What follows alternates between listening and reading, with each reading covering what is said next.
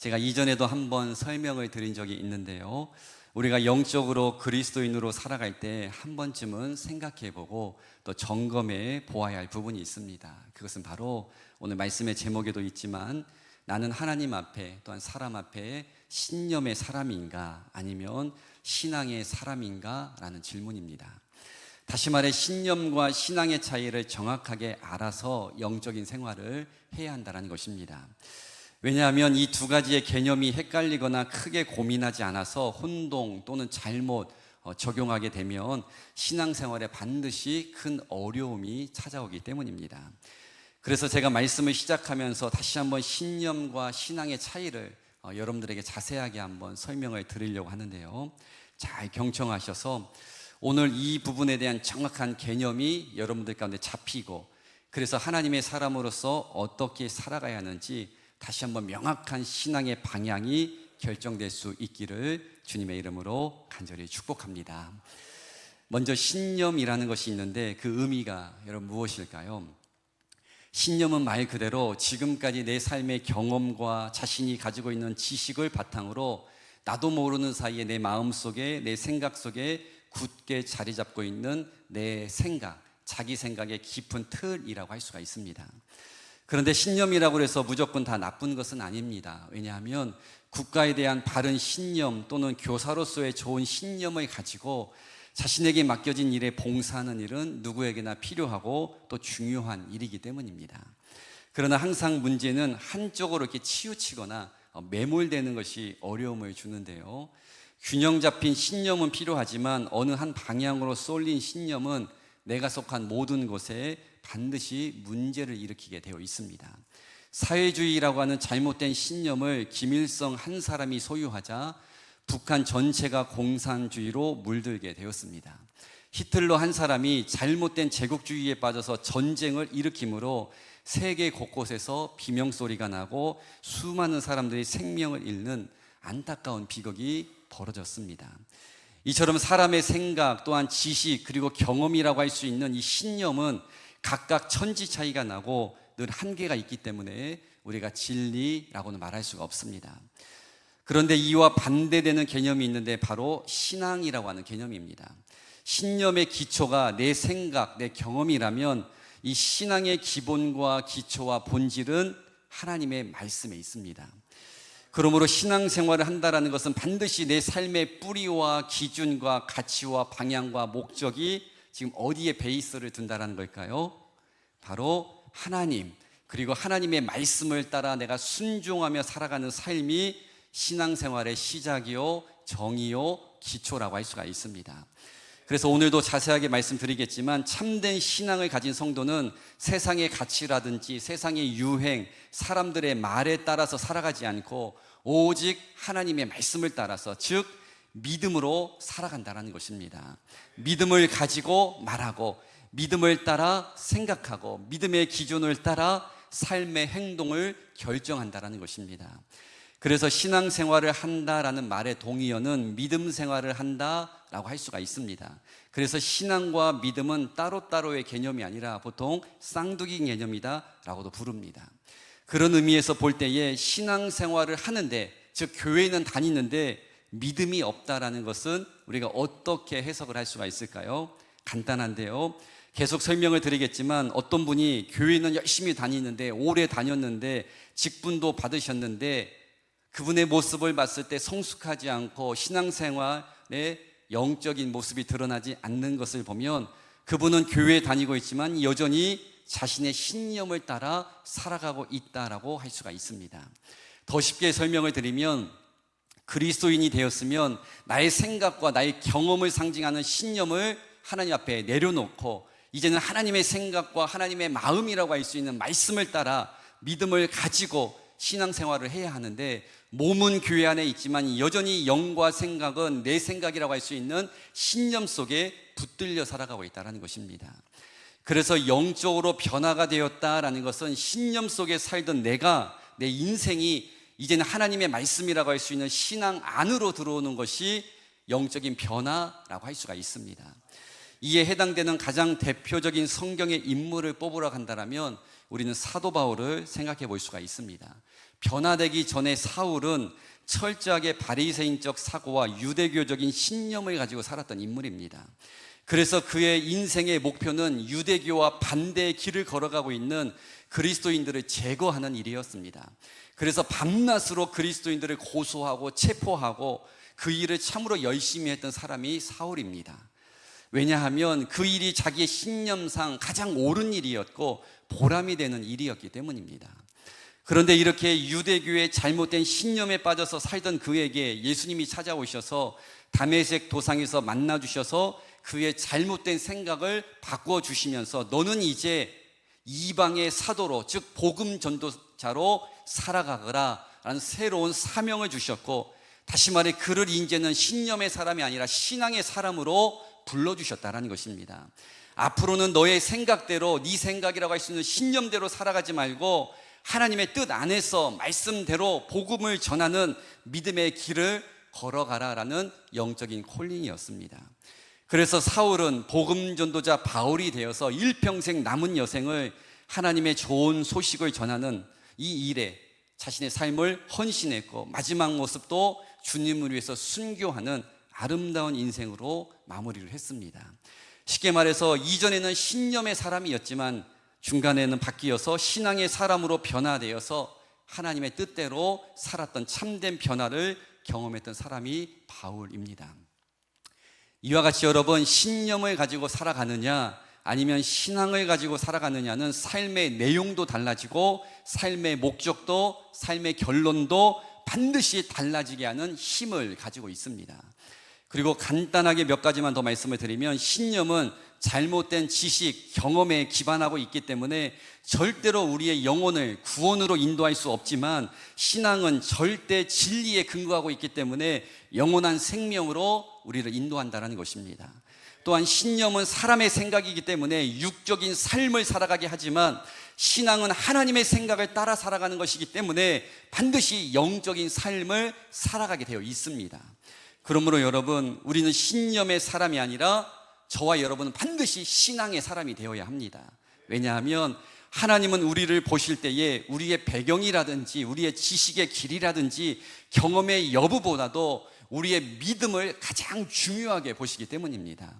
그래서 우리가 인간적인 기준으로 볼 때는 참으로 부족하고 무명하고 연약함 투성이라 할지라도 하나님께서 인정하시는 믿음을 가지고 있으면 반드시 우리는 하나님의 손에 귀하게 쓰임을 받을 수가 있습니다. 잘 아시는 것처럼 초대교회 당시 시대 앞에 정말로 놀랍게 쓰임받았던 한 사람이 있는데 바로 예수님의 수제자였던 베드로입니다. 그런데 베드로는 평생 그 전에는 어부로 살았던 사람입니다. 절대로 제가 어부를 무시하는 것은 아니지만, 또한 직업에 귀천이 있는 것은 아니지만, 사실 그 당시 어부라는 직업은 명망이 있거나 존경을 받고 엘리트 그룹에 속하는 직업군은 아니었습니다. 그러나 이렇게 인간적으로 봤을 때는 별 볼 일 없었던 어부에 불과했던 베드로는 그가 예수님의 명령을 따라 성령을 사모하며 마가다락방에서 간절히 기도하는 믿음을 보였을 때 그 위에 하나님의 선물인 성령의 충만함이, 성령의 기름 부음이 그 위에 임하게 되었고, 이렇게 능력을 받은 후에 완전히 새로운 사람이 되어서 베드로는 이전까지는 아무런 능력도 없고 예수님을 부인하는 삶을 살았지만 이제는 변화되어서 수천 명을 구원시키는, 한 번 말씀을 전하면 수천 명이 하나님 앞으로 돌아오는 능력 있는 도구로 쓰임을 받았다라는 것입니다. 이처럼 여러분, 인간적으로는 부족해도 하나님을 향한 믿음이 우리 가운데 준비되어 있으면 하나님께서는 우리에게 필요한 지혜도 주시고 힘도 주시고 능력도 주시고 때로는 물질도 주셔서 이 시대 앞에 베드로 이상으로 쓰임받게 하신다라는 것입니다. 그러므로 여러분, 우리 모두는 반드시 믿음의 사람, 신앙의 사람이 되어야 한다는 것입니다. 제가 길게 신앙과 믿음에 대해서 또한 신념과 비교하면서 설명을 드린 이유는 오늘 본문에 나오는 주인공이 바로 성경에 나오는 인물 중에 가장 큰 믿음의 소유자이기 때문입니다. 지금도 이스라엘 사람들에게 역사 속에 있었던 수많은 왕들 중에서 가장 존경하고 위대한 왕을 선택하라고 한다면 모든 유대인들은 다 1등으로 뽑는 사람이 다윗 왕입니다. 그렇다면 다윗은 하나님 앞에 어떠한 믿음, 어떠한 신앙의 모습을 가지고 있었기에 이렇게 하나님 앞에 사람 앞에 오랫도록 인정과 칭찬을 받는 복된 삶을 살았던 것일까요? 오늘 본문을 통해서 그 한 가지 비결을 우리가 함께 배우려고 하는데요, 45절 말씀을 제가 한 번 더 읽어보겠습니다. 다윗이 블레셋 사람에게 이르되 너는 칼과 창과 단창으로 내게 나아오거니와 나는 만군의 여호와의 이름 곧 내가 모욕하는 이스라엘 군대의 하나님의 이름으로 내게 나아가노라. 다윗의 고백입니다. 자, 오늘 말씀의 배경은 여러분 너무나 잘 알고 계시기 때문에 제가 간단하게만 설명을 드리면, 이스라엘과 블레셋이라는 나라가 전쟁이 붙게 되었습니다. 늘 물리적으로 전쟁에 붙기 전에 그 당시에는 싸움 전에 먼저 심리전이 있었는데, 그 심리전을 하고 있는 장면이 오늘 본문에 기록이 되어 있습니다. 그런데 블레셋 진영에서는 골리앗이라는 거인과 같은 장수가 있었지만, 이스라엘 진영에서는 이에 맞서 싸울 만한 장군이 한 사람도 없었습니다. 그래서 오늘 본문 바로 앞부분을 보면 이스라엘 진영은 이미 전쟁에서 패한 사람들처럼 모두가 다 두려워 떨고 있었습니다. 아무리 골리앗이 나와서 이스라엘과 하나님을 저주해도 모욕을 해도 그 누구도 대항하지 못하고 다 숨지기고 있었고, 그래서 이대로 시간이 지나면 그냥 전쟁은 블레셋이 이기는 수순으로 갈 것이 뻔히 보이는 상황이었습니다. 그런데 바로 이렇게 긴박한 순간, 해성과 같이 이 전쟁의 현장에 누가 나타났을까요? 바로 오늘 본문의 주인공인 다윗이 나타났습니다. 우연히 전쟁에 참여 중인 형들에게 이 도시락을 배달하기 위해서 현장에 왔다가 하나님의 이름을 모욕하는 골리앗을 보게 되었고, 영적인 의분을 가진 다윗이 자진해서 이 전쟁에 참여하게 되었습니다. 그리고 오늘 본문이 바로 이렇게 전쟁의 한 복판에서 상대방의 대표 골리앗과 이스라엘의 대표 다윗이 서로 얼굴을 보면서 한마디씩 이제 주고받는 장면입니다. 그런데 여러분, 우리가 조금 전에 45절의 말씀을 읽었지만 골리앗을 향한 다윗의 말을 들어보면 그는 남다른 믿음을 가지고 있었다는 것을 우리가 발견할 수가 있습니다. 먼저 43절부터에 나오는 먼저 골리앗의 말을 들어보면 그는 철저하게 외적으로 보이는, 이 외모적으로 보이는 조건에 집중하고 있었다는 것을 우리가 알 수가 있습니다.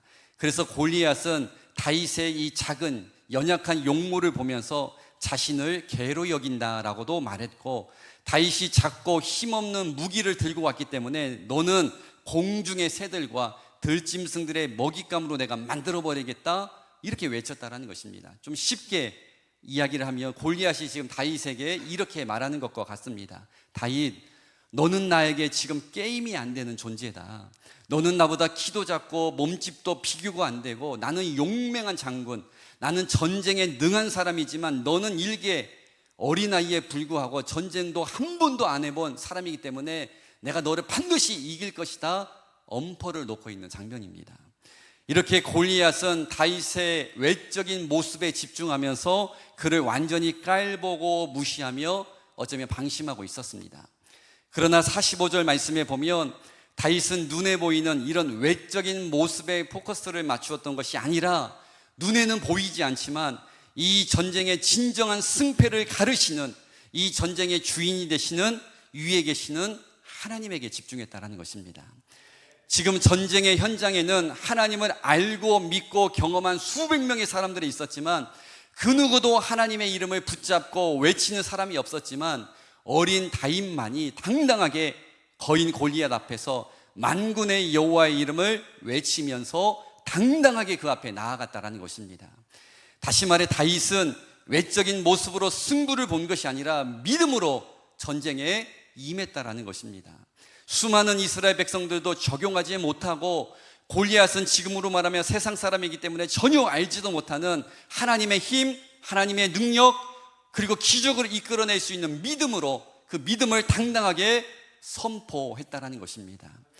여러분, 우리는 바로 이러한 다윗의 모습을 통해서 우리가 신념의 사람이 아니라, 내 생각에 빠진 신념의 사람이 아니라 믿음을 가진 영적인 사람을 뜻하는 신앙의 사람이 될 수 있는, 그리스도인으로 살아갈 수 있는 중요한 비결을 발견할 수가 있습니다.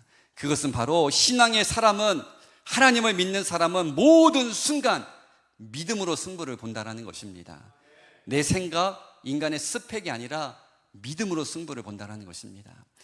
여러분, 오늘 본문을 보며 우리가 기억해야 할 사실이 있습니다. 그것은 지금 이 전쟁의 현장에 함께 있었던 수많은 이스라엘 군사들, 그리고 결정적으로 이스라엘의 왕이 되는 사울이 하나님을 모르는 사람이 아니라는 것입니다.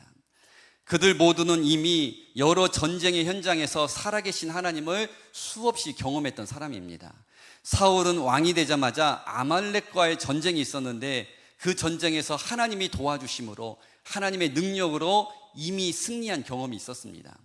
그런데 왜 사울을 포함한 많은 이스라엘 군사들은 골리앗 앞에 서서 모두 다 얼음이 되어서 능력 그 자체가 되신 하나님의 이름을 선포하지 못하고, 과거에도 이미 하나님의 능력을 수없이 경험했는데 왜 그 믿음을 고백하지 못하고 계속 두려움에 사로잡혀 있었던 걸까요?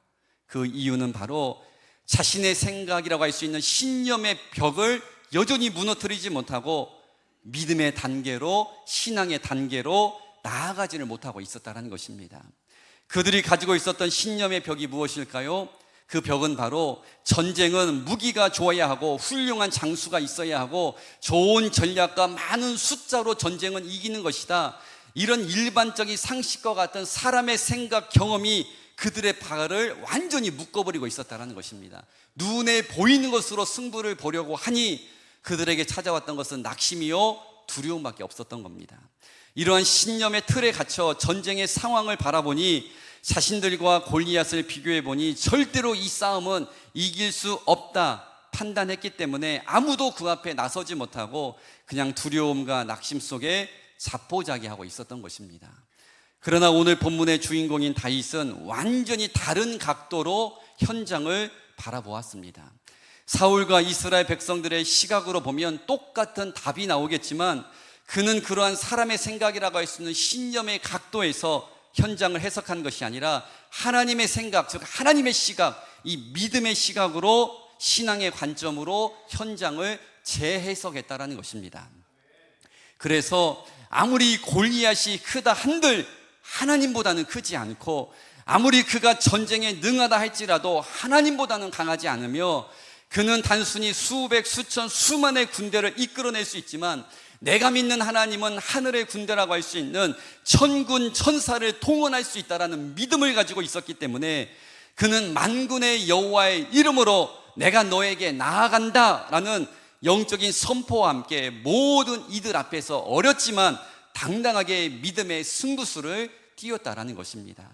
그리고 그 결과 그는 아주 작고 연약하고 보잘것없었지만, 또한 그가 가지고 있었던 것은 물맷돌에 불과했지만 그 위에 하나님의 능력이 더해져서 거인 골리앗을 쓰러뜨렸고, 그래서 다윗은 전쟁의 승리자로, 전쟁의 주인공으로 우뚝 서게 되었다는 것입니다. 여러분, 이것이 바로 믿음의 능력인 것입니다. 우리가 할 수 없지만 하나님의 능력인 믿음을 우리가 가지고 있으면 문제를 뛰어넘을 수 있는, 환경을 뛰어넘을 수 있는 놀라운 일이 우리 가운데 주어지게 된다는 것입니다.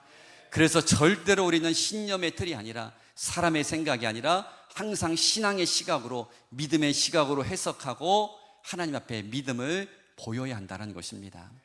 한 가지 이야기를 나누려고 하는데요, 우리 기존 성도들은 아마 한번 들으신 이야기입니다. 제가 2010년에 기도하는 가운데 만 6년 동안 사역하던 교회를 이제 사임하고 미국 유학을 가기로 결심을 했습니다. 그런데 제가 이 결심을 주변에 나누었을 때 거의 90%의 사람들이 다 반대를 했습니다.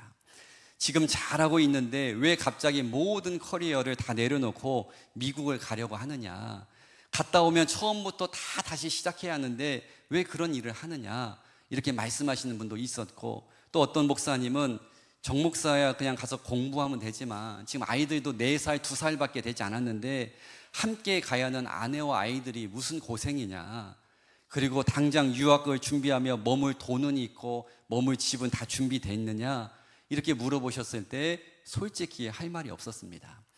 그리고 섬기던 교회 담임 목사님과 사모님께서도 계속 사역을 했으면 하셨고 이제는 유학에 대한 메리트가 없다라고 하시면서 역시 반대를 하셨습니다. 그런데 저는 기도하면 할수록 하나님께서 저에게 너무나도 분명하게 가야 한다라는 부담을 주셨고 확신을 주셨기 때문에 제가 이렇게 생각하면서 최종적으로 유학을 가기로 결정을 했습니다. 많은 분들의 의견이 우리를 생각해주고 우리에게 좋은 의견을 주시는 게 너무나 감사하고 또 고마운 일이지만, 하나님의 종은 사람의 말이 아니라 하나님의 감동을 따라서 하나님 나에게 말씀하시는 대로 따라가야 한다라는 생각을 하게 되었습니다. 그런데 이렇게 멋지게 결정을 한 것 같았지만 사실 제 앞에 준비된 것은 아무것도 없었습니다. 그동안 교회 사택에 살았기 때문에 당장 교회를 사임하면 방을 빼야 하기 때문에 살 집도 없었습니다.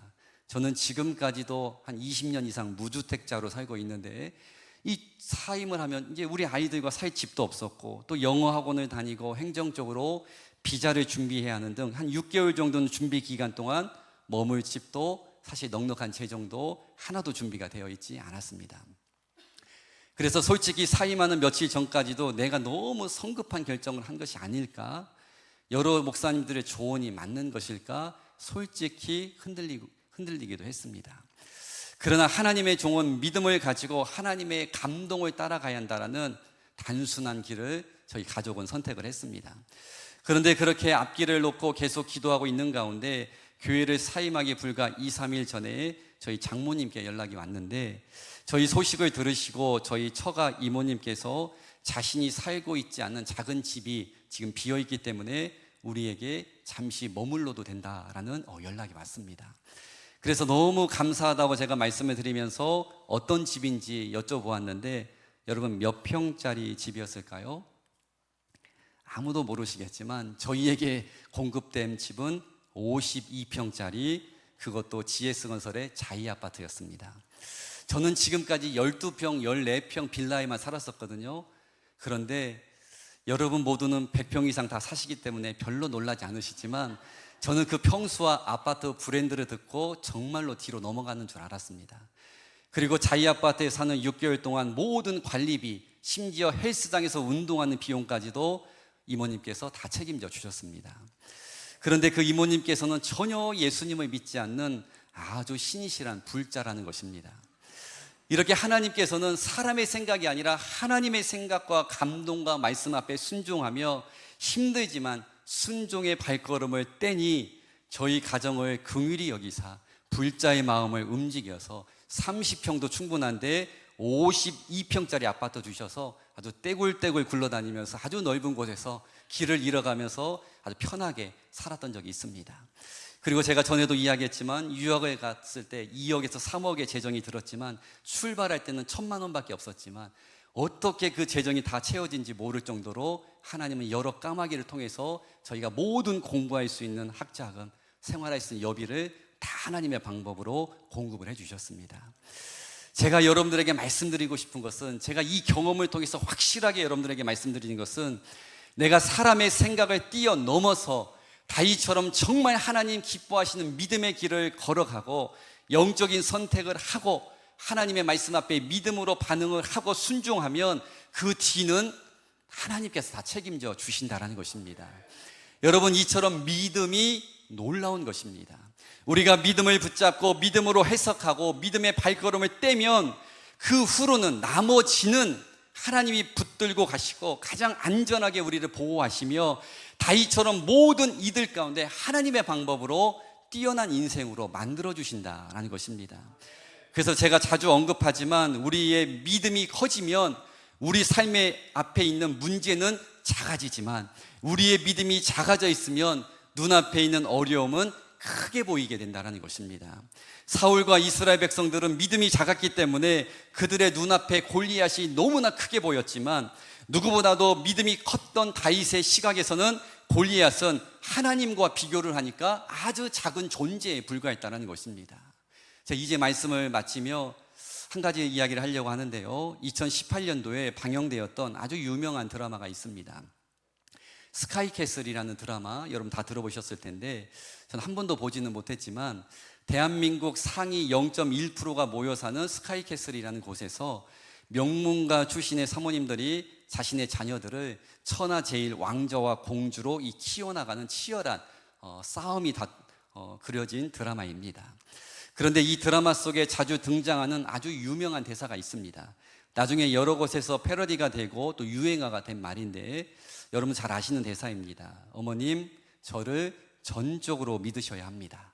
전적으로 믿는다라는 것은 어떠한 상황 속에서도 불안해하거나 두려워하지 않고 반드시 최고의 결과를 보리라 하고 하는 기대를 가지는 것입니다 라는 극중의 입시 코디네이터 역할을 했던 김서영 씨가 했던 대사입니다. 그런데 여러분, 한 드라마의 대사이지만 이 부분을 우리가 영적으로 재해석을 해볼 수가 있습니다. 우리가 자신의 생각인 신념이 아니라 하나님의 생각인 신앙의 길을 걸어가려면 전적으로 누구를 믿어야 할까요? 그렇습니다. 불안한 나를 믿는 것이 아니라, 없어질 수도 있는 물질을 신뢰하는 것이 아니라 가장 완벽하고 영원토록 살아계시는, 지금도 내 삶을 붙잡고 계시는 하나님을 어떠한 순간에도 불안해하거나 두려워하지 말고 하나님만을 전적으로 신뢰하셔야 한다는 것입니다. 다윗처럼 눈에 보이는 현실이 아니라 눈 위에 계시는 하나님을 주목하며 신앙의 길, 믿음의 길을 걸어갈 때에 우리 모두는 하나님께서 펼쳐주시는 역사의 주인공이 될 줄로 믿습니다.